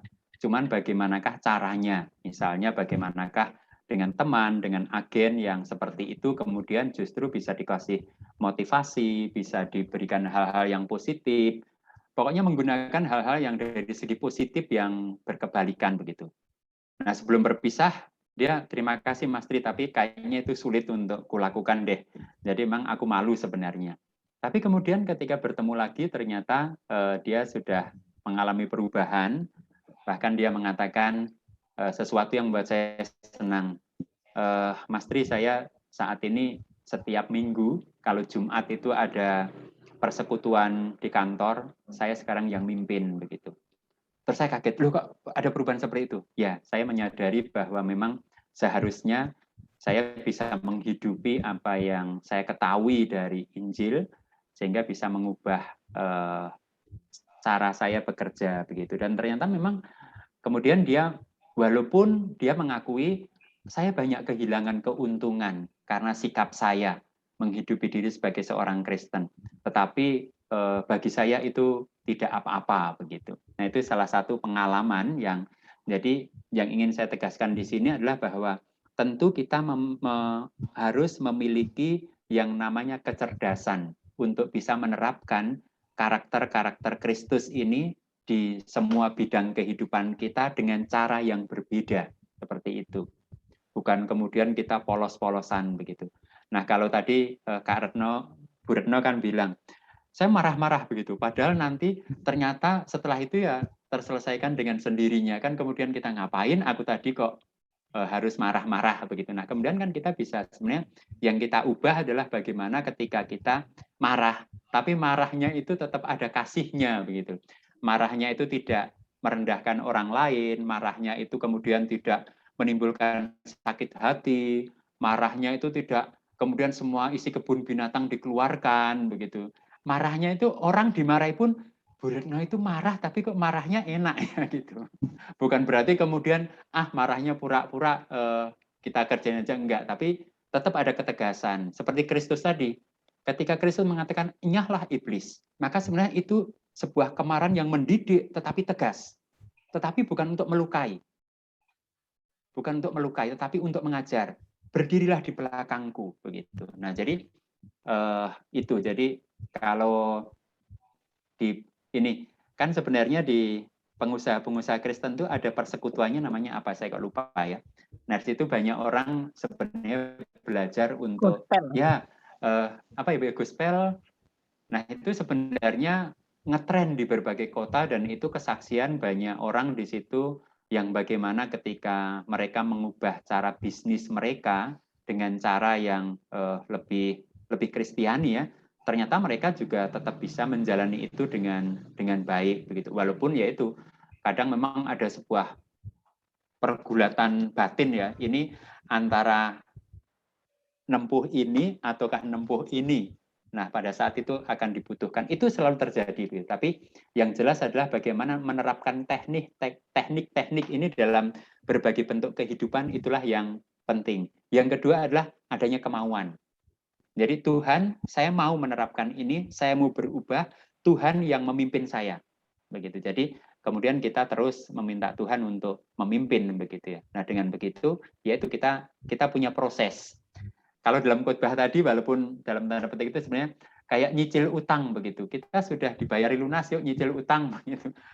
Kalau saya sih bukan lebih karena nyicil utang, tapi kita berproses untuk mendekati karakter Kristus dalam kehidupan kita. Kalaupun tidak bisa full ya, kalau bisa 1/4, setengah, apalagi nanti kalau 99 kan bagus gitu. Begitu Bu Retno. Iya. Sharing Mbak Tri. Oh iya, silakan Pak Suwanto, Pak Susanto. Masalahnya Bu Retno nih ya sama lah kita pengusaha menghadapi hal yang sama. Bahkan kalau tadi Bu Retno bilang cuma pembayaran yang diulur-ulur, yang diperpanjang terus, bahkan saya mengalami tiap tahun harga saya disuruh turun. Ya, sama. Kita hadapinya, saya pikir ya kita harus bermain dengan iman, logika, ya, dan trik-trik khusus. Logika, saya pakai logika yang simpel saja. Saya katakan, gaji Anda tiap tahun minta naik atau enggak? Harus naik atau minta naik? Kalau enggak dinaikkan bagaimana? Ya, kami keberatan Pak. Nah, sama, masa harga saya malah diturunkan, ya kan? Ini perintah atasan Pak. Bilang sama atasanmu. Atasanmu kalau perlu ketemu saya dah. Atasanmu juga minta gaji naik pasti, saya bilang gitu. Itu saya katakan demikian. Itu yang pertama. Yang kedua yang ini Pak Tri, yang kadang-kadang bertentangan dengan iman Kristen kita. Contoh, kalau kita bicara dengan transaksi dengan instansi, maaf kalau ada di sini yang ASN atau instansi pemerintah, maaf Pak Sadarma, saya paling tidak mau berhubungan langsung dengan instansi pemerintah, karena biasanya mereka minta markup harga segede-gedenya. Nah, untuk menghindari itu saya pakai trik, Pak Tri. Saya pikir daripada toh nanti kalau ada apa-apa si penyuap juga kena, padahal kami ini diperas, diminta naikkan harganya 30%, 40%. Kalau ada apa-apa, saya juga pakai rompi oranye, Pak. Nanti Pak Tri hanya mendoakan dari jauh, saya di dalam kurungan KPK, gitu kan, Pak. Jadi iya, Pak. Saya pakai trik, Pak. Saya cari supplier yang sudah ada. Instansi itu suppliernya mana, saya masukkan ke supplier itu dengan harga normal saya. Jadi toh kalau terjadi sesuatu ditangkap KPK, mungkin saya tetap dipanggil, Pak. Tetapi hanya sebagai saksi, toh harga saya normal kok. Terserah mereka mau naikkan. Ya, yang penting saya nggak pakai rompi oranye gitu loh, Pak. Itu sedikit bermain dengan trik dan logika, Pak ya. Jadi ya itu godaannya memang banyak seperti Bu Retno tadi. Ya banyak sekali godaannya, tapi ya sekali lagi kita harus bicara dengan trik dan logika lah, Pak. Yang penting kita selamat, iman kita tidak tergoyahkan. Itu, Pak. Ini sharing saja, Pak. Terima kasih, Pak Susanto. Jadi memang cerdik itu menjadi penting ya. Cerdik itu kan kita bisa menerapkan segala nilai itu dalam segala situasi dan kondisi dengan pas begitu. Kalau berbicara tentang rompi oranye itu sebenarnya di Bogor ini saya sudah trauma ya, karena beberapa orang jemaat. Betul, yang kemarin yang terakhir itu kan juga karena berurusan dengan proyek-proyek pemerintah ya, yang kalau Bapak Ibu tahu Pak Risnanto itu kan juga seperti itu. Nah, yang kemudian kalau boleh berbagi dengan Bapak Ibu, ketika hati nurani kita mengatakan tidak, itu turuti. Ketika misalnya hati nurani kita bilang jangan dan berhenti, itu Bapak Ibu langsung berhenti. Jadi kalau berbicara dengan Pak Risnanto kemarin itu sebenarnya tahun 2017 masuk 2018 itu sebenarnya proyek itu sudah mulai berhenti ya, karena kan mulai daring begitu ya. Dan itu sebenarnya sudah merasa berhenti. Tapi kadang kita sebagai manusia itu kan tidak bisa mengatakan tidak kepada godaan untuk mendapatkan untung atau mengatakan cukup dengan apa yang kita dapatkan itu seringkali sulit. Nah, jadi ketika ada yaitu tadi nasihat di hati kita yang kita dengarkan, stop atau berhenti, cukup, itu lebih baik langsung dengarkan Bapak Ibu. Karena itu sudah ketika Roh Kudus membisikkan di hati kita mengatakan jangan, stop, berhenti, itu berarti memang ada sesuatu yang akan menghadang di depan kita dan itu sesuatu yang besar begitu. Nah, itu kan yang perlu kita perhatikan juga. Karena begitu kita membaca firman Tuhan, suatu saat kita menghadapi permasalahan, firman Tuhan itu akan muncul dengan peringatan-peringatan di hati kita. Nah, ketika mendengarkan peringatan itu, dengarkan. Dan lebih baik berhenti sebentar. Begitu. Lebih baik berhenti sebentar daripada kejelungup dan kemudian nggak bisa bangun. Oleh karena itu, apa yang dikatakan Pak Santo tadi, sangat berat bagi kami, misalnya pendeta mengetahui jemaat itu berpakaian oranye di penjara itu pergulatan dan pergumulannya sesuatu yang tidak mudah. Oleh karena itu tadi yang ketiga, dengarkan suara Roh Kudus yang misalnya mengatakan kita cukup, berhenti atau stop begitu, itu perlu. Kalau itu kan sebenarnya berlaku untuk kita semua ya Bapak Ibu di semua bidang pekerjaan kita begitu. Karena seringkali orang itu tidak pernah merasa cukup dengan apa yang didapat, pengen lebih tapi malah yaitu apa gunanya memperoleh seluruh dunia tapi kehilangan nyawanya begitu. Itu yang harus kita terapkan juga. Ngapa sih kita ngongsol seperti itu malah nanti hilang semua. Itu juga perlu untuk kita terapkan. Terima kasih. Wah, ini ya komplit ya. Silahkan Bapak Ibu kalau masih ada lagi.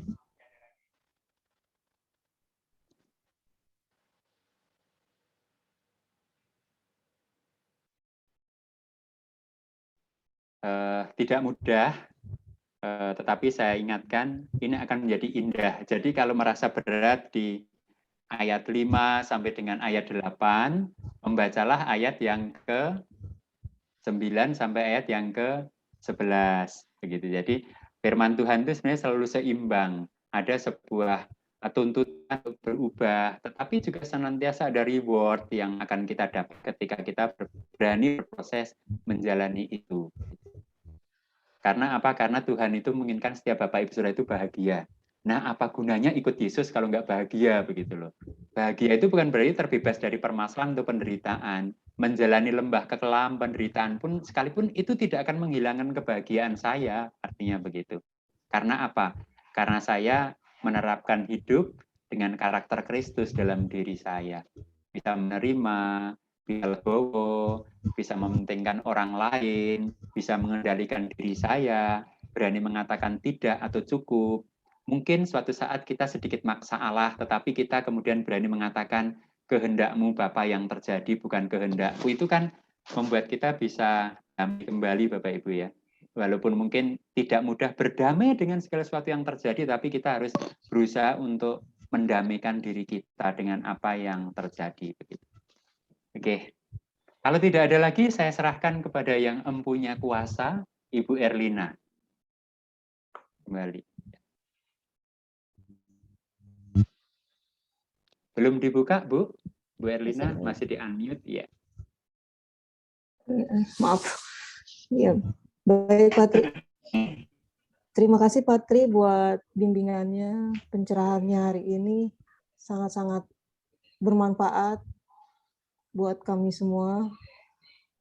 Biarlah firman yang sudah kita pelajari sore hari ini bisa boleh menjadi pedoman kita dalam menjalani kehidupan kita ke depan. Untuk selanjutnya mungkin Bapak Ibu Saudara sekalian ada yang mau didoakan untuk doa syafaat.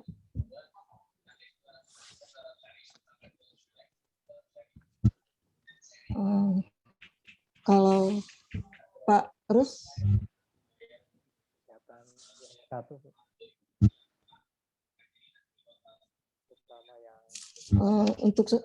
Halo. Untuk selanjutnya Pak Tri mungkin akan menutup acara PA kita malam ini dan sekalian doa syafaat ya Pak Rus ya. Oke. Ya, terima kasih Bapak Ibu dan Saudara terkasih. Kalau ada yang mau didoakan secara khusus, boleh raise hand kemudian mengungkapkan. Kalau tidak ada, kita akan berdoa secara umum tentang kebersamaan kita, secara khusus di wilayah 1 ya.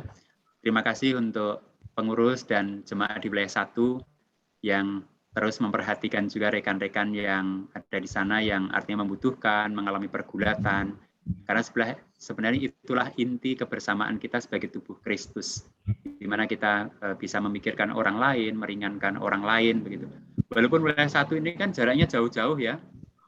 Nah, jadi Bapak Ibu, kalau saya ada tugas ke sentra medika di Cibinong ya, ada penatua yang nggak bisa datang begitu, Bu Is itu saya tembak, Bu Is, nggak ada penatua yang bisa datang, bisa nggak bisa Bu Is datang karena paling dekat. Jadi Bu Is itu selalu standby, Bapak Ibu kalau ada pelayan kedukaan di sentra medika, penatua nggak ada yang datang, saya ke sana, Bu Is harus datang begitu. Dan sampai saat ini saya belum pernah bilang tidak begitu. Walaupun mungkin harus ngurusi suami, ngurusi anak, tetapi ternyata itu semua bisa ditinggalkan. Iya Pak Tri, saya datang begitu. Jadi itu sebenarnya salah satu contoh sih. Ada banyak hal yang kita lakukan itu harus mengorbankan banyak hal juga dalam kehidupan begitu. Dan itu sebuah proses begitu. Terima kasih. Mari bersama-sama kita berdoa. Bapa Surgawi, sungguh kami mengucap syukur dan berterima kasih karena keindahan firman-Mu boleh menyapa kami, dan biarlah keindahan firman-Mu itu tidak hanya berhenti dengan apa yang kami dengar, tetapi biarlah keindahan firman-Mu itu mengubahkan kehidupan kami dan menjadikan kehidupan kami lebih indah. Oleh karena itu, mampukan kami untuk mencerna kebenaran firman-Mu dalam pikiran dan dalam hati kami, dan mewujudkan dalam setiap tingkah laku, perkataan, dan juga hal-hal yang kami jalani dalam kehidupan sehari-hari. Saat ini secara khusus kami berdoa untuk anak-anak-Mu di wilayah 1 yang sedang bergumul dan bergulat dengan kehidupannya, apakah karena kelemahan tubuhnya, ataupun juga pergulatan, pekerjaan, ekonomi, ataupun pergulatan rumah tangga. Tuhan yang akan hadir untuk menyapa mereka, menguatkan mereka, menopang mereka. Juga pakailah setiap kami, jemaat-Mu di wilayah 1, agar kami pun mengulurkan tangan kami, dan juga membawa langkah kaki kami untuk boleh berbagi beban dengan setiap mereka. Bapa Surgawi, kami juga menyerahkan anak-anak-Mu yang bekerja baik secara mandiri maupun bekerja di instansi. Tuhan selalu pimpin dan berkati sehingga anak-anak-Mu itu akan senantiasa Engkau beri hikmat dan kebijaksanaan sehingga bisa menimbang, memilah, memutuskan segala sesuatu dengan benar diterangi oleh kebenaran firman-Mu. Kami juga berdoa untuk anak-anak kami yang sedang studi ataupun kuliah ataupun mencari pasangan ataupun mencari pekerjaan. Tuhan yang akan menuntun, memimpin dan memberikan yang terbaik untuk anak-anak kami. Kami juga menyerahkan setiap anggota keluarga dalam kehidupan kami, pasangan kami, anak-anak kami. Pimpinlah kami agar kami sungguh bisa menghidupi sebagai keluarga yang mengenal karakter Kristus, sehingga kami saling berubah, bertumbuh, dan berbuah dalam kehidupan kami bersama. Terima kasih Bapak, kami akan mengakhiri kebersamaan kami dan melanjutkan hidup yang Tuhan anugerahkan dalam berbagai bentuk lapangan kehidupan. Kami percayakan seluruh kehidupan kami, karena kami yakin ketika Engkau yang memimpin dan membimbing kami, maka kami akan dimampukan untuk menjalani itu semua dengan benar. Kami berdoa di dalam nama Tuhan kami Yesus Kristus, kepada Bapa di surga. Amin.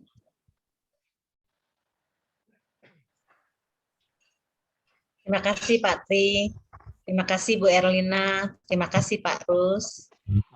Terima kasih semuanya Pak yang Tri. hadir. Foto dulu open cam semuanya. Si Patri. Sama-sama Pak. Ini Bapak Ibu kalau wilayah 1 PA memang banyak begini yang datang ya? Puji Tuhan Pak. Puji Tuhan, Pak. Beberapa bulan ini sudah meningkat. Berarti ada revival di wilayah 1 ya, keren ini. Semoga semakin rajin semuanya. Amin. Ayo Kita foto foto dulu dulu ya. ya. Satu ya. Tangannya mana? Ternyata benar setelah di akhir wajahnya cerah-cerah semua.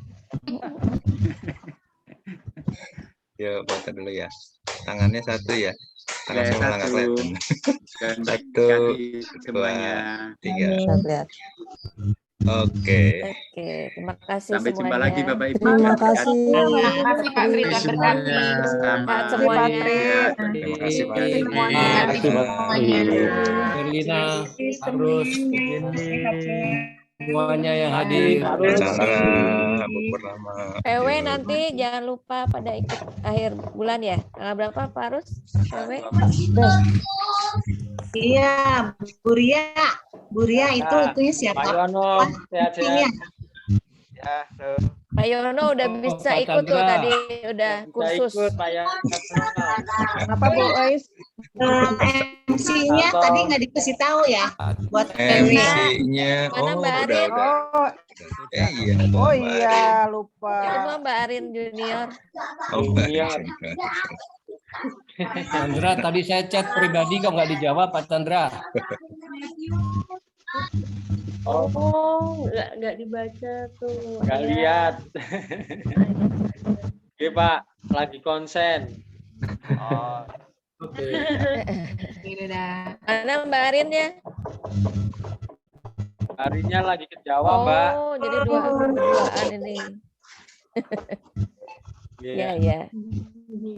Selamat sore. Sore. Terima kasih. Ada Bu Purnama sehat. Tadi Pak Bambang sehat ya Pak?